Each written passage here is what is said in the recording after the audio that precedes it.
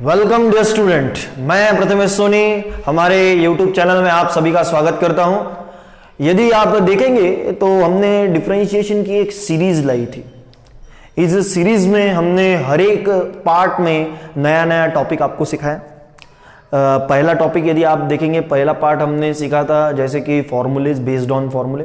दूसरा पार्ट हमने सीखा था कंपोजिट फंक्शन का डेरिवेटिव कैसे निकालते हैं। तीसरा पार्ट हमने सीखा था implicit function, parametric function, logarithmic function. ऐसे कई सारे हमने फंक्शन देखे डिफरेंशिएशन में।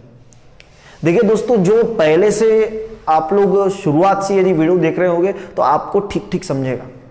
यदि आप लोग डायरेक्टली इस वीडियो पर आते हैं तो डायरेक्टली इस वीडियो पर आके समझना काफी हद तक मुश्किल रहेगा आपके लिए, क्योंकि आज मैं जो आपको पढ़ाने वाला हूं ये एक्चुअली पढ़ा नहीं रहा हूं, बस ये केवल एप्लीकेशन रहेगा।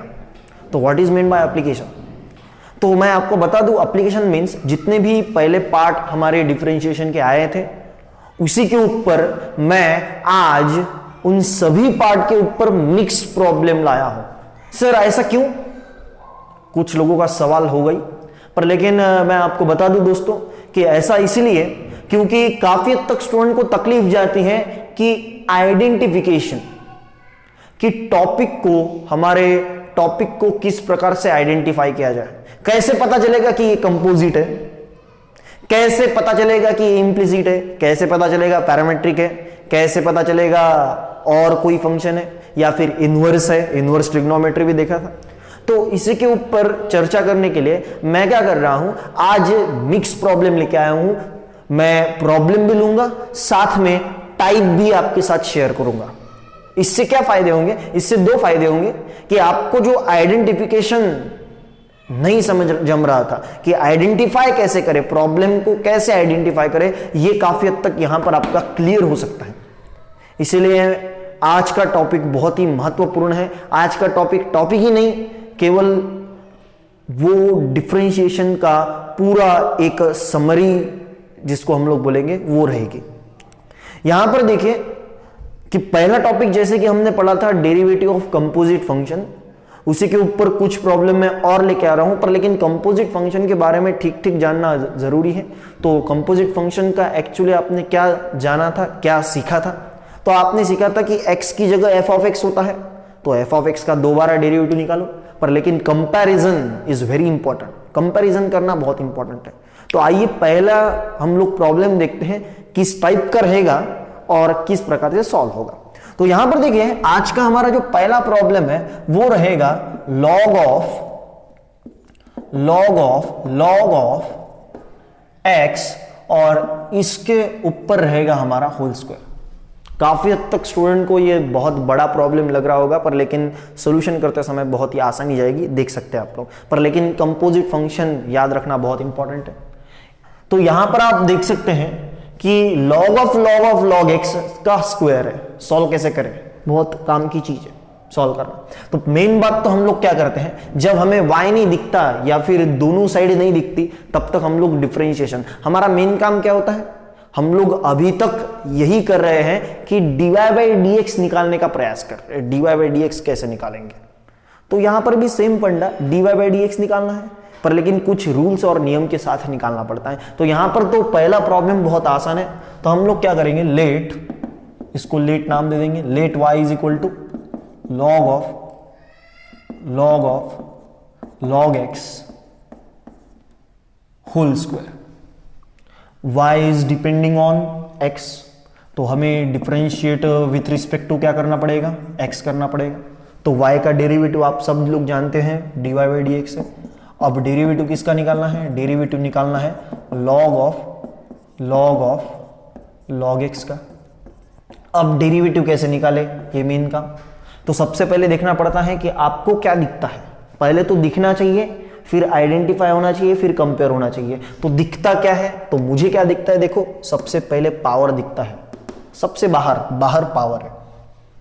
तो यहां पर जैसे ही मुझे पावर दिखा, पावर में नंबर दिख रहा है, तो x raise to power n वाला फॉर्मूला हम लोग आइडेंटिफाई कर सकते हैं कि f of x raise to power n वाला फॉर्मूला, थोड़ा सा मैं दूर लिखता हूं फॉर्मूला, यहां पर थोड़ा सा लिखूंगा कि derivative of f of x raise to power n वाला फॉर्मूला, नंबर को नीचे लाओ और यहाँ पर x से नंबर कम करो और x की जगह f ऑफ x था, तो f ऑफ x का दोबारा डेरिवेटिव हम लोग ले लेते हैं।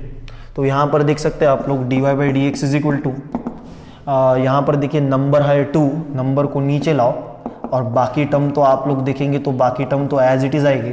नंबर को नीचे लाओ, एक से नंबर कम करना यानी क्या करना, 2 - 1 यानी 1 ही होता है, तो 1 पावर में लिखते नहीं है। पर लेकिन अब f ऑफ x की जगह क्या था, f ऑफ x की जगह काफ़ी हद तक बड़ी टर्म थी, देख सकते हैं आप लोग। तो इस f ऑफ x का दोबारा डेरिवेटिव, तो log ऑफ log x का दोबारा डेरिवेटिव आपको निकालना पड़ेगा। तो dy by D x is equal to, आप देखेंगे तो 2 log ऑफ, यहाँ पर ये ब्रैकेट देने की ज़रूरत नहीं है, अब log ऑफ log x, ये तो एज इट इज आएगा। अब डेरिवेटिव किसका निकालना है, log ऑफ log x का। तो सबसे बाहर क्या दिख रहा है, इस log को देखना है सबसे बाहर। तो यहाँ पर वापस दूसरा कंपोजिट फंक्शन वाला formula, log of f of x वाला। तो log of f of x का डेरिवेटिव कितना सिखाया था मैंने, 1/f ऑफ x, और x की जगह f ऑफ x था तो f ऑफ x का दोबारा डेरिवेटिव निकाल लीजिए, ऐसा बताया था हमने। तो उसी को देखते हुए log of f of x 1/f of x, और f ऑफ x की जगह जो भी रहेगा उसका दोबारा डेरिवेटिव निकाल लेते हैं हम लोग। समझ में आ रहा होगा, dy by D x already दिख रहा होगा, 2 log ऑफ log x, आप देख सकते हैं इसको इनटू में ही लिखना है, 1/log ऑफ log x। और यहाँ पर अब log ऑफ log x का दोबारा देखिए, log of f of x वाला फॉर्मूला वह रिपीट लगता है, तो वापस क्या लिखेंगे, 1/log x, log of f of x 1/f of x, और f ऑफ x का दोबारा डेरिवेटिव, जैसे कि हमारा सेकंड फॉर्मूला चालू है। और log x का तो स्टैंडर्ड फॉर्मूला है, हमने शुरुआत में ही लिख के दिया था, कंपोजिट फंक्शन फॉर्मूले से पहले ही लिख के दिया था। तो log x का डेरिवेटिव 1/x, तो टोटल हमें dy बाई डी एक्स मिलेगा। आप लोग क्या कर सकते हैं, ये तो दोनों ऊपर 1 ही चले हुए हैं, तो 1 × 1 1, और ये भी टर्म ऊपर है तो लिख सकते हैं 2 log ऑफ log x, ये लिख सकते हैं ऊपर, और नीचे लिख सकते हैं, पहले ये लिख लो log x, फिर बाद में log ऑफ log x लिख लो। और क्योंकि डेरिवेटिव ऑफ log x कितना होता है 1/x, तो ये 1/x ऐसा भी लिखा तो भी चलेगा, या फिर 1 × एनीथिंग, तो ये ऊपर तो एज इट इज रहेगा और x नीचे मल्टीप्लाई होगा, तो x ये सामने भी लिख सकते हैं ऐसे। तो इस प्रकार से आपको ये सॉल्यूशन इसका मिलेगा, जो कि बहुत ही आसान प्रॉब्लम था। दिखने में काफ़ी हद तक बड़े लगते हैं, पर लेकिन कंपोजिट फंक्शन के रूल्स यदि आते हैं तो बहुत ही आसान लेवल इनकी बहुत कम हो जाती है। हार्ड लेवल तभी लगेगी जब आपको कंसेप्ट समझने में तकलीफ हुई होगी। इसलिए जो पहले वाले वीडियो है, ये यदि नहीं समझोगे तो 2 बार 3 बार देखिए, मतलब काफ़ी हद तक आपकी प्रैक्टिस हो जाएगी। इसीलिए ये मिक्स वीडियो में लेके आया हूँ, क्योंकि कैसा है, स्टूडेंट को आइडेंटिफिकेशन होना बहुत ज़रूरी है कि सामने वाला प्रॉब्लम किस प्रकार से हो भी सकता है। तो आइए नेक्स्ट प्रॉब्लम की ओर बढ़ते हैं। नेक्स्ट प्रॉब्लम कैसा होगा देखते हैं। तो एक्चुअली हम लोग जो सीरीज देख रहे हैं ना, ये सीरीज हमारी बहुत ही इंपॉर्टेंट है। ये हमारे लास्ट पेपर में, लास्ट एग्जाम में ये काफ़ी हद तक मायने रखता है कि आप लोग किस प्रकार से प्रॉब्लम को सॉल्व करते हो, या फिर किस प्रकार से उसको आप लोग आइडेंटिफाई करते हो। क्योंकि एक्चुअली स्टूडेंट को डिफरेंशिएशन आता है, पर लेकिन डिफरेंशिएशन के साथ साथ आइडेंटिफिकेशन पहले आना जरूरी है। कहीं पर भी कोई भी फॉर्मूला लगाया तो चलेगा नहीं, ये काफ़ी हद तक आपको याद रखना पड़ेगा। तो मैं इसी के साथ दूसरा प्रॉब्लम आपको आपके सामने पेश करता हूं। यहाँ पे दूसरा प्रॉब्लम भी सेम। तो देखिए वापस से log of 1 - sin x 1 + sin x, log of √1 - sin x 1 + sin x। काफी हद तक स्टूडेंट का मैंने देखा है, बड़ा प्रॉब्लम देखा तो उनकी जो नजर है वो थोड़ी सी कमजोर हो जाती है, वो लोग परख नहीं पाते, समझ नहीं पाते, और काफी हद तक गलत प्रॉब्लम को गलत डायरेक्शन में लेके जाते हैं। तो देखिए क्या करना है, वापस से बता देता हूं। वापस से प्रॉब्लम को क्या नाम दो, लेट y = नाम देते हैं पहली बार। अब कुछ लोग बोलेंगे sir directly log of f of x लगा दीजिए, बहुत आसानी से सॉल्व होगा। हो सकता है, पर लेकिन आप लोगों को थोड़ा सा देखना पड़ेगा कि log of f of x, कि f ऑफ x अंदर का क्या है, क्या f ऑफ x सॉल्व करने लायक है, क्या f ऑफ x का दोबारा डेरिवेटिव निकाल सकते हैं जल्दी, मतलब वो जल्दी निकाल सकते हैं, डायरेक्टली आएगा, ये भी आपको थोड़ा सा समझना पड़ेगा। अंदर का एफ ऑफ एक्स डिपेंड है कि आपका रूल सामने का कैसे लगेगा। अब मुझे दिख रहा है कि अंदर का log of F of x, ये अंदर का एफ ऑफ एक्स तो दिख रहा है, फॉर्मूला लग सकता था पर लेकिन ये कुछ अटपटा लग रहा है, ये अच्छा नहीं दिख रहा है, इसको अच्छा बनाना पड़ता है। तो बनाएंगे कैसे? काफी हद तक बहुत सारे रूल और नियम मैथमेटिक्स में बने हुए हैं जो कि इससे पहले आपने कई बार सीखे हैं, केवल आपको रिवाइंड वापस से करने की जरूरत है। तो रिकॉलिंग एक बार करते हुए हम लोग प्रॉब्लम की ओर बढ़ेंगे। तो y इज इक्वल टू, देखिए यहां पर मैं पहले तो सॉल्व करूंगा। अंडर रूट स्क्वायर रूट का मतलब इससे पहले कई बार आपको बताया होगा, अंडर रूट स्क्वायर रूट का मतलब पावर में कितना होगा, स्क्वायर रूट का मतलब पावर में होता है 1/2। और लॉग की एक प्रॉपर्टी आपने सुनी होगी, लॉग की प्रॉपर्टी होगी पावर में जो भी होगा वो सामने आ सकता है, ये भी आपने सुना है। तो ये पावर में 1/2 सामने आएगा, 1/2 सामने आएगा। और आप देख सकते हो कि एक्चुअल स्थिति में यहां पर इस प्रकार का आ गया तो भी डिफरेंशिएशन निकलने में तकलीफ तो जाएगी, डिफरेंशिएशन एकदम से नहीं निकलेगा। तो यहां पर वापस से हम लोग दूसरा फॉर्मूला कौन सा, log m/n वाला इस्तेमाल करेंगे, log m/n वाला फॉर्मूला। तो log m/n ये फॉर्मूला क्या बोलता है कि log m minus log n भी आप लोग लिख सकते हैं। तो इसको मैंने थोड़ा सा इलेबरेट किया, सेपरेट किया, तो डिफरेंशिएशन निकलने में मतलब इससे क्या होगा, 2 स्टेप में इक्वेशन निकल जाएगा, हमारा प्रॉब्लम सॉल्व हो जाएगा। तो यहां पर log m minus log n हमने फॉर्मूला यहां पर लिखा। तो अब यहां पर देखिए माइनस में डेरिवेटिव सेपरेट होता है, सब लोग जानते हैं ना, और इनटू में कांस्टेंट है तो कांस्टेंट बाहर निकालना पड़ता है। अब देखिए थोड़ा सा सहजता से आपको डेरिवेटिव निकालने में मदद होगी। तो यहां पर देखिए differentiate with respect to x, क्योंकि y is depending on x की तो टर्म है ये।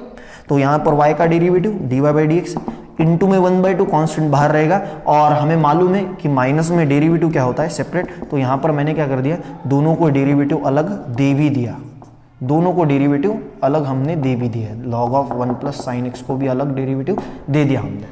तो यहां पर अब डेरिवेटिव लगाना मुश्किल नहीं है, अब यहां पर जल्दी सॉल्व होगा। log of F of x वाला पहला ये वाला फॉर्मूला, तो 1/1 माइनस साइन एक्स, और एफ ऑफ एक्स की जगह जो था उसका दोबारा डेरिवेटिव हम लोग ले लेते हैं, minus log of F of x 1/1 plus sine x, और 1 प्लस साइन एक्स का दोबारा डेरिवेटिव लिया जाएगा, आप लोग देख सकते हैं। अब क्या है, सॉल्यूशन और सॉल्विंग रिक्वायर्ड लाइंस, ये 1/1 माइनस साइन एक्स होगा माइनस में। अब हवा में कैसे होता है, देखिए माइनस में डेरिवेटिव सेपरेट होगा ना, रूल था हमारा, 1 कांस्टेंट है, कांस्टेंट का डेरिवेटिव 0 होगा ना, 0 माइनस है, यस माइनस है इनटू में, और साइन का डेरिवेटिव कितना, कॉस, ऐसा लिख सकते हैं फिर हम लोग इसको। फिर बाद में -1/1 plus sine X as it is, plus में डेरिवेटिव, रूल है हमारा प्लस में डेरिवेटिव सेपरेट होता है, 1 कांस्टेंट है, कांस्टेंट का डेरिवेटिव 0 होगा, और साइन का डेरिवेटिव कितना होगा, कॉस, प्लस कॉस है तो प्लस कॉस लिखने की जरूरत नहीं, इस प्रकार से लिख सकते हैं। इसी को और सुंदर लिखना होगा तो dy/dx इज इक्वल टू आप लोग लिखेंगे 1/2 एज इट इज, ऊपर ये minus cos x into 1 minus cos x upon 1 minus sine x, और यहाँ पर माइनस दिखाई दे रहा होगा आपको, और cos x upon 1 plus sine x. तो इसी प्रकार से नेक्स्ट प्रॉब्लम का भी आपको सॉल्यूशन मिल गया होगा। काफ़ी हद तक बहुत ही आसानी से प्रॉब्लम हो जाते हैं, केवल आपको identification, comparison and then suggestion and then solution, इस प्रकार से आपको प्रॉब्लम को सॉल्व करना पड़ता है। आइए नेक्स्ट प्रॉब्लम की ओर बढ़ते हैं। देखिए जो भी मैं लिख के दे रहा हूं उसके स्क्रीनशॉट एक बार आप लोग निकाल लीजिए, या फिर आप लोग वीडियो देखते समय पेन और पेपर रखना बहुत इंपॉर्टेंट है। इससे फायदे ये होते हैं कि आप लोगों को तभी के तभी डाउट क्लियर हो जाते हैं, ताकि आपका पूरा सहजता से सिंपली आप लोग पूरे सॉल्व कर सके प्रॉब्लम को। हाँ, नेक्स्ट प्रॉब्लम की ओर बढ़ते हैं। नेक्स्ट प्रॉब्लम किस प्रकार से हो सकते हैं, मैं मिक्स प्रॉब्लम ले रहा हूं। ये मिक्स प्रॉब्लम तभी आप लोग कर पाएंगे, तभी आप समझ पाएंगे जब आपने नीचे दिए गए सीरीज के पहले सारे टाइप या फिर सारे वीडियोज आपने देखे होंगे। तो इसी के ऊपर बात करते हुए नेक्स्ट इस पर आता हूं मैं, नेक्स्ट प्रॉब्लम पर। तो यहां पर देख सकते हैं आप लोग x² y² minus tan inverse of root X square plus Y square equal to cot inverse of root X square plus Y square. मैंने प्रॉब्लम ही ऐसे चूज किए हैं जो दिखने में थोड़े से अटपटे लगते हैं, जिनको सॉल्व करना थोड़ा सा आपके पॉइंट ऑफ व्यू से थोड़ा सा अलग होता है, इसीलिए वैसे ही प्रॉब्लम हमने लिए हैं कि जो आपको ठीक ठीक समझ में भी आए और आपकी ठीक से प्रैक्टिस भी हो जाए। तो यहां पर ये नेक्स्ट प्रॉब्लम की ओर देखेंगे, X square into Y square minus tan inverse of under root X square plus Y square equal to cot inverse of root X square plus Y square. अब देखिए यहां पर देख सकते हैं कि एक्स और वाई दोनों मिक्स है और इक्वल टू का साइन भी है। जब इस प्रकार की सिचुएशन आती है तो याद होगा आपको, याद करो जब मैंने बोला था कि एक्स और वाई मिक्स में आते हैं तो उसको बोला जाता है कौन सा, यस, इम्प्लिसिट फंक्शन उसको बोला जाता है। तो इम्प्लिसिट फंक्शन कैसे सॉल्व करेंगे, तो यहां पर बहुत बड़ा लग रहा होगा आपको, दिख रहा होगा, इसको थोड़ा सा छोटा करते हैं। सर टैन इनवर्स के अंदर under root X square plus Y square है सर कॉट इनवर्स के अंदर under root X square plus Y square है, सॉल्व कैसे करेंगे। एक्चुअली इसको सॉल्व करना ही नहीं है, ये केवल नजर का धोखा रहेगा आपके लिए। तो यहां पर सॉल्व करने के लिए मैं क्या कर लेता हूं, X square Y square as it is, ये जो माइनस वाला है ना इधर शिफ्ट करूंगा तो क्या हो जाएगा प्लस में, तो tan inverse of under root X square plus Y square plus cot inverse of under root X square plus Y square. आपने ट्रिग्नोमेट्री कहां तक पढ़ा होगा उसके ऊपर डिपेंड करता है कि यहां पर कौन सा फॉर्मूला आप लोग लगाएंगे। तो मैं बता देता हूं कि इनवर्स ट्रिग्नोमेट्री होता है और इनवर्स ट्रिग्नोमेट्री में इस प्रकार का भी फॉर्मूला होता है कि cot inverse X tan inverse X plus cot inverse X equal to कितना होता है पाई बाय 2। मतलब tan inverse this angle plus cot inverse this angle means same angle is equal to pi by 2। मतलब दोनों के अंदर यदि same angle आते हैं तो डायरेक्टली पाई बाय 2 लिखा जाता है। तो देखिए टैन इनवर्स के अंदर और कॉट इनवर्स के एंगल सेम एंगल है दोनों के अंदर, तो यहां पर cot tan inverse root X square plus Y square plus cot inverse root X square plus Y square, इसका आंसर कितना होगा पाई बाय 2 होगा। ये तो समझ में आ गया होगा आपको। अब यहां पर कितना छोटा प्रॉब्लम हो गया, अब डिफरेंशिएशन करने में आसानी जाएगी। अब डिफरेंशिएट विथ रिस्पेक्ट टू हमेशा क्या करते हैं, डिफरेंशिएट विथ रिस्पेक्ट टू हमेशा एक्स ही करते हैं। हमारा मेन मोटिव क्या निकालना होता है, मेन मोटिव होता है dy बाई डी एक्स निकालना, मेन फोकस होता है dy बाई डी एक्स पर ही, तो dy बाई डी एक्स ही निकालना पड़ेगा। तो यहां पर देखिए derivative with respect to X X square into Y square, derivative with respect to X pi by 2 का डेरिवेटिव, क्योंकि हमारा x वेरिएबल है और y भी वेरिएबल ही मानते हैं हम लोग, और ये दोनों वेरिएबल यदि इनटू में तो कौन सा रूल लगता है हमारा, यस प्रोडक्ट रूल। तो यहां पर लगाएंगे, ये फर्स्ट टर्म है ये सेकंड टर्म है, अप्लाई कीजिए first term derivative of second term, यहां पर plus second term derivative of first term derivative of second term plus second term derivative of first term. और ये पाई बाय 2 अकेला कांस्टेंट, यहां पर कोई भी वेरिएबल आपको दिख नहीं रहा है, पाई बाय 2 तो कांस्टेंट टर्म हो गई, कांस्टेंट टर्म का डेरिवेटिव 0 डायरेक्टली लिख सकते हैं आप लोग। अब मैं डेरिवेटिव निकालने की कोशिश करूंगा, X square as it is, X raise to power n वाला फॉर्मूला, ये नंबर है, नंबर को नीचे लाओ, एक से नंबर कम करो, और जब भी y की टर्म का डेरिवेटिव निकालेंगे तो क्या बोला था मैंने, इनटू में dy बाई डी एक्स। याद करो इंप्लिसिट फंक्शन में मैंने बोला था कि जब भी y की टर्म का डेरिवेटिव निकालेंगे तो इनटू में क्या लिखना पड़ेगा, dy बाई डी एक्स 100% आपको लिखना ही पड़ेगा। फिर बाद में देखिए plus Y square as it is, यहां पर देखिए एक्स स्क्वायर का डेरिवेटिव 2x ही होता है, वो तो डायरेक्टली आप लोग लिख सकते हैं। तो टोटल आंसर टोटल करेंगे तो टोटल कितना होगा, ये वाई स्क्वायर है, तो ये 2y X square D Y by D X, ऐसा लिखो। ये टर्म पूरी प्लस में थी, इधर शिफ्ट करेंगे तो माइनस लेके जाओ और अच्छे से रीअरेंज करो, 2y स्क्वायर एक्स ऐसा भी लिख सकते हैं आप। और इनटू वाला डिवाइड में जाएगा ना 100%, तो इनटू वाला डिवाइड में जाएगा तो dy by D X equal to कितना मिलेगा हमें, -2y स्क्वायर एक्स, और नीचे इनटू वाला डिवाइड में जाएगा 2y एक्स स्क्वायर। अब क्या है, सिंपली कैलकुलेशन, तो क्या क्या कैंसिल हो रहा है बताओ, तो कैंसिल आप देख सकते हैं कि 2 कैंसिल हो रहा है, साथ में आप देख सकते हैं एक y के साथ एक y कैंसिल, तो ऊपर कितने y बचेंगे, एक ही y बचेगा। एक x के साथ एक x गेट कैंसिल, तो नीचे कितने x बचेंगे, एक ही बचेगा, और माइनस का तो साइन रहेगा। तो total dy by D x हमें कितना मिला, total dy by D x हमें मिला -y बाय एक्स। तो देखिए बच्चों ये प्रॉब्लम किस टाइप का था, इम्प्लिसिट फंक्शन का। मैंने इसीलिए बोला कि आज मैं अलग मोड में हूं, अलग टाइप के साथ आने वाला हूं। ये एक्चुअली टाइप नहीं है, ये मिक्स प्रॉब्लम रहेंगे। काफी हद तक आपके डाउट क्लियर होने चाहिए कि कौन सा टाइप किस प्रकार से पहचान, और किस प्रकार से सॉल्व भी करें, उसी के ऊपर बात कर रहे हैं हम लोग आज। नेक्स्ट टॉपिक की ओर या फिर नेक्स्ट प्रॉब्लम की ओर बढ़ते हैं। आपको पहचाननी है कि ये टाइप कौन सा है। टाइप पहचान में आ गए तो समझ लीजिए आधा काम आपका हो गया, क्योंकि मेन बात होता है कि टाइप आइडेंटिफाई करना, कि कौन से टाइप से आप लोग असलियत में प्रॉब्लम को सॉल्व कर सकते हैं, जो कि बहुत इंपॉर्टेंट और मायने भी रखता है। देखिए साथ ही में हम लोग क्या करेंगे, देखिए आप लोग देख सकते हैं नेक्स्ट वाला sign inverse of 1 minus 25 X square upon 1 plus 25 X square. 1 minus 25 X square upon 1 plus 25 X square आपको दिख रहा होगा। साइन इनवर्स दिखाई दे रहा है। इनवर्स इनवर्स इनवर्स कौन सा टाइप है, कौन सा type? Yes yes yes yes, derivative of inverse trigonometry function, ये वाला टाइप है। इस टाइप पे मैंने पूरे फॉर्मूले आपको लिख के दिए थे, वो फॉर्मूले आपके पास होने बहुत जरूरी है। उसी के ऊपर से आपको यहां पर थोड़ी सी हिंट भी मिलेगी। सॉल्व कैसे करते हैं आइए देखते हैं। तो मैं क्या करूंगा, सबसे पहले लेट यहां पर let y is equal to sine inverse of 1 minus 25 X square upon 1 plus 25 X square लिख लेता हूं। यहां पे लिख लिया मैंने।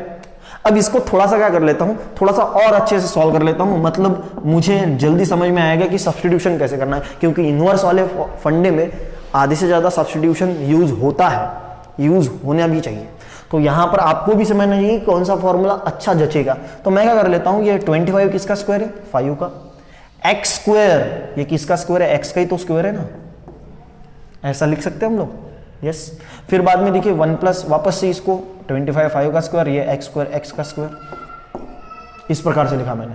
अब ये किसके साथ मैच होता लग रहा है, किसके साथ मैच होता हुआ लग रहा है, नहीं लग रहा है, दिखाई देता है। देखिए आपने इस प्रकार से ये देखा हुआ है। देखिए 1 माइनस tan थीटा चाहिए, tan थीटा, और उसका स्क्वायर तो है 1 प्लस tan थीटा चाहिए, उसका स्क्वायर तो है। मतलब हम लोग थोड़ी देर के लिए 5x को क्या पुट करेंगे, मान सकते हैं ना। तो यहां पर लिखेंगे y is equal to sine inverse of 1 minus, यहां पर tan थीटा लिखो और उसका भी स्क्वायर तो लिखना ही पड़ेगा ना, समझ में आ रहा है आपको। नीचे भी 1 प्लस tan थीटा लिखो और फिर बाद में उसका स्क्वायर तो लिखना पड़ेगा ना, समझ में आ रहा है। पर लेकिन ये एक्चुअली फॉर्मूला किसका है, ये फॉर्मूला किसका है, फॉर्मूला cos 2 थीटा का। पर लेकिन हमने बोला था कि साइन इनवर्स के अंदर साइन थीटा चाहिए तो ही गेट कैंसिल होते हैं, साइन इनवर्स के अंदर साइन चाहिए। तो यहां पर भी क्या होना चाहिए, साइन, कॉस की जगह क्या आना चाहिए, साइन आना चाहिए। तो ये लाने के लिए हम लोग क्या करेंगे, ये लाने के लिए हम लोगों को यहां पर साइन लिखना पड़ेगा। और मैंने बोला था कि जब भी कॉस को साइन बनाते हैं तो साइन लिख लीजिए और एंगल को किससे सब्ट्रैक्ट करो, π/2 से एंगल को सब्ट्रैक्ट भी करो। तो यहां पर हम लोग क्या करेंगे, यहां पर कॉस को साइन बनाएंगे, हमारा एंगल कौन सा है 2 थीटा, यहां पर थीटा था तो थीटा लिखा, यहां पर एंगल 2 थीटा है तो 2 थीटा को सब्ट्रैक्ट करेंगे π/2 से। तो इससे क्या होगा, साइन इनवर्स के साथ साइन गेट क्या हो जाएगा, कैंसिल। तो यहां पर प्रॉब्लम छोटा हो जाएगा, सॉल्व नहीं हो जाएगा, छोटा हो जाएगा। तो यहां पर मिलेगा आपको π/2 माइनस 2 थीटा। पर लेकिन हमारा प्रॉब्लम एक्स के फॉर्म में था तो डिफरेंशिएशन भी एक्स के फॉर्म में चाहिए, थीटा के फॉर्म में नहीं चाहिए।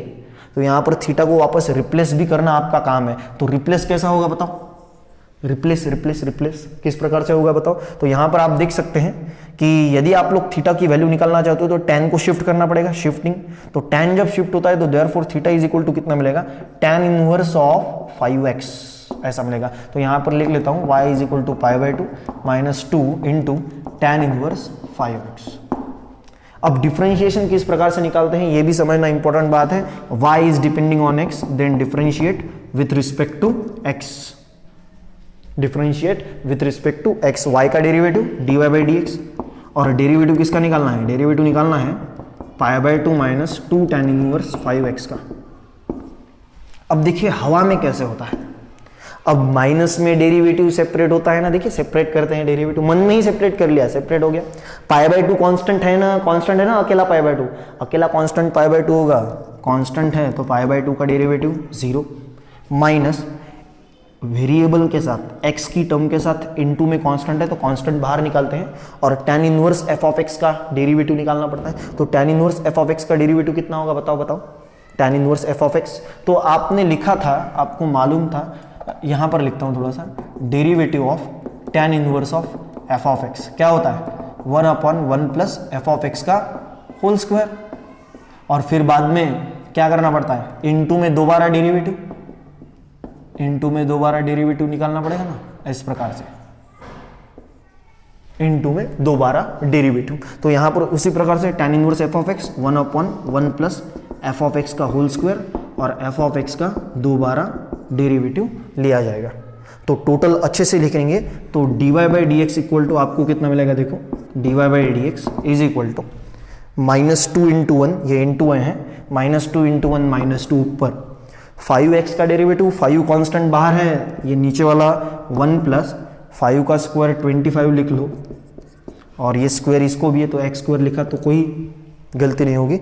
और 5 कांस्टेंट था तो बाहर निकाला था और x का डेरिवेटिव 1 था तो 1 कभी लिखते नहीं है तो 5 इंटू 2 10 हो गया। तो टोटल फाइनल आंसर आपको मिलेगा -10/1 प्लस 25 x का whole x square, -10/1 plus 25 x square. इस प्रकार से आपको आंसर मिलेगा। आप देख सकते हैं कि यहाँ पर मैं हर एक टाइप के प्रॉब्लम एक दो ला रहा हूँ। इसका मतलब ये है कि आपको हर एक टाइप में थोड़ा सा आइडेंटिफाई करते आना चाहिए कि किस टाइप में क्या हो सकता है। ये बहुत ज़रूरी बात है और ये आना भी उससे भी ज़रूरी बात है। ठीक है, नेक्स्ट प्रॉब्लम की ओर बढ़ते हैं। आपको आशा है दोस्तों कि ये मैं जितने भी प्रॉब्लम समझा रहा हूँ ये आपको समझ रहे होंगे।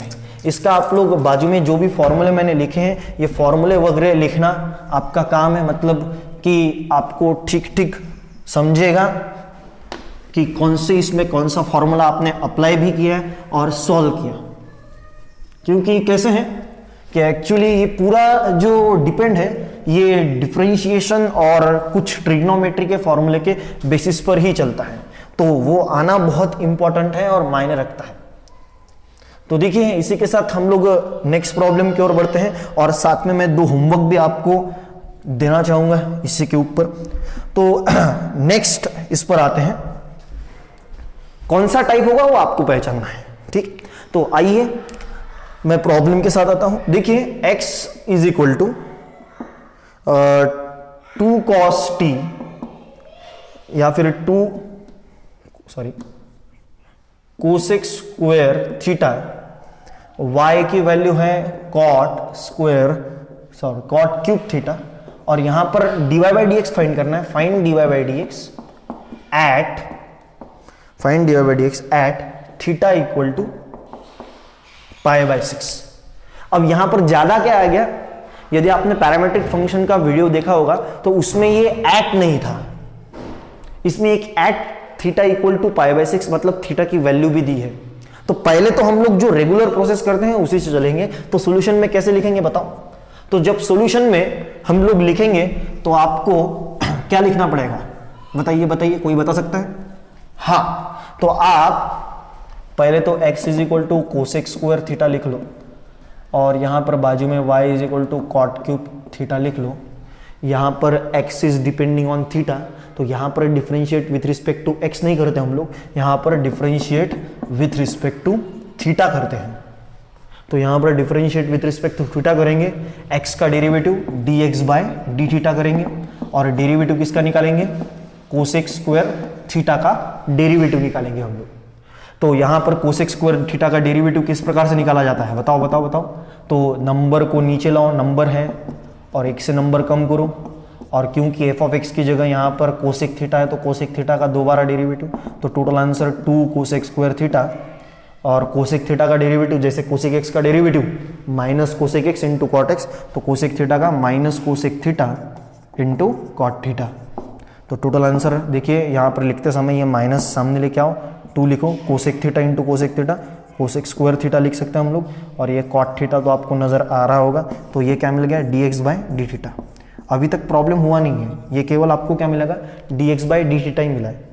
अब y के ऊपर बात करेंगे कि y इज इक्वल टू कितना है हमारा, y इज इक्वल टू है कॉट क्यूब थीटा।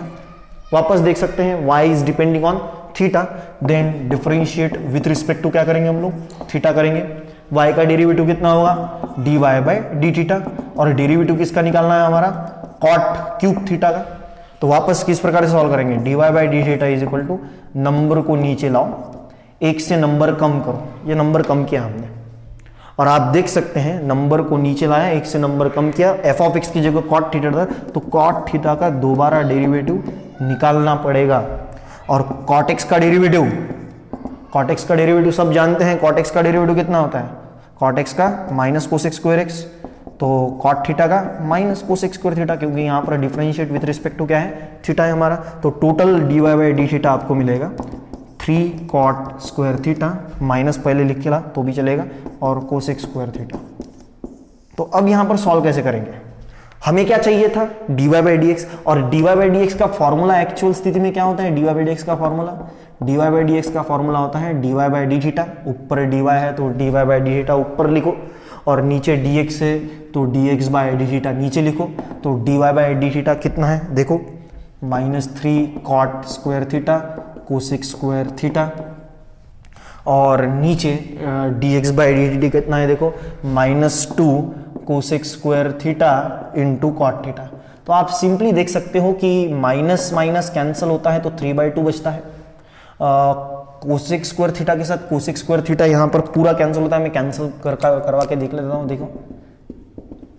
उसके बाद में यहाँ पर देख सकते हैं कॉट थीटा के साथ एक कॉट थीटा कैंसिल, तो ऊपर कितना बचेगा, एक ही कॉट थीटा बचेगा। देखो इतना तो आप लोग सहजता से कर सकते हो क्योंकि ये रेगुलर प्रोसेस है, पर लेकिन इसमें खास बात क्या है, इसमें खास बात है अब थीटा की वैल्यू दी है तो थीटा की वैल्यू कितनी है, π/6 है। तो ये π/6 हम लोग वैल्यू यहाँ पर थीटा क्या डालेंगे, तो dy by D x is equal to 3/2 cot of π/6। π/6 का मतलब 30, π/6 का मतलब 30, कॉट 30 की वैल्यू। तो tan 30 मालूम होना चाहिए ना, तो tan 30 कितना होता है बताओ, tan 30 1/√3, tan 30 1/√3, तो cot 30 कितना होगा बताओ बताओ बताओ, tan 30 1/√3, तो cot 30 उल्टा केवल √3 होगा, तो 3/2 इंटू √3। तो इस प्रकार से आपको इसका भी dy बाई डी एक्स मिलेगा। ये कौन सा टाइप था बच्चों, ये आप देख सकते हैं कि x का इक्वेशन अलग y का इक्वेशन अलग होता है, तो ये टाइप कौन सा माना जाता है, ये माना जाता है पैरामेट्रिक फंक्शन वाला। तो आज के लिए दोस्तों मिक्स प्रॉब्लम में इतना ही, अगले सेशन में अगले वीडियो में हम लोग और कुछ नए प्रॉब्लम के साथ आएंगे। आज के टॉपिक के बेसिस पर हम लोग कुछ प्रॉब्लम आपको होमवर्क के लिए दे देते हैं, आशा है आप लोग वो होमवर्क कर सकेंगे। यदि कोई आपको डिफिकल्टी है तो हमारे कमेंट बॉक्स में हम लोग ज़रूर आप लोग रिप्लाई कीजिए, कमेंट बॉक्स में लिखिए, आपके प्रॉब्लम तुरंत सॉल्व हो जाएंगे।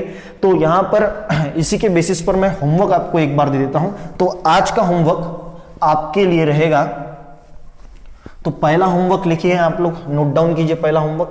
तो होमवर्क नंबर 1, तो यहां पर लिख सकते हैं आप लोग कि x is equal to 2 cos t plus cos 2t, y is equal to 2 sin t minus sin 2t।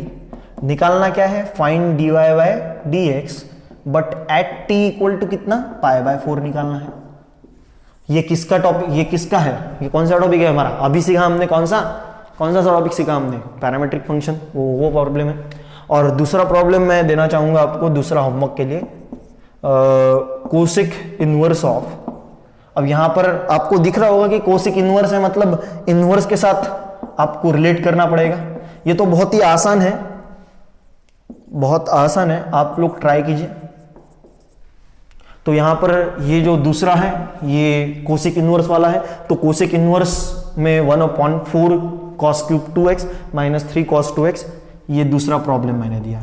ये है पैरामेट्रिक फंक्शन का डेरिवेटिव ऑफ पैरामेट्रिक फंक्शन, ये है derivative of inverse trigonometric function. आज के लिए दोस्तों इतना ही, अगले वीडियो में कुछ अलग लेके आएंगे, तब तक के लिए अलविदा लेता हूं, थैंक यू।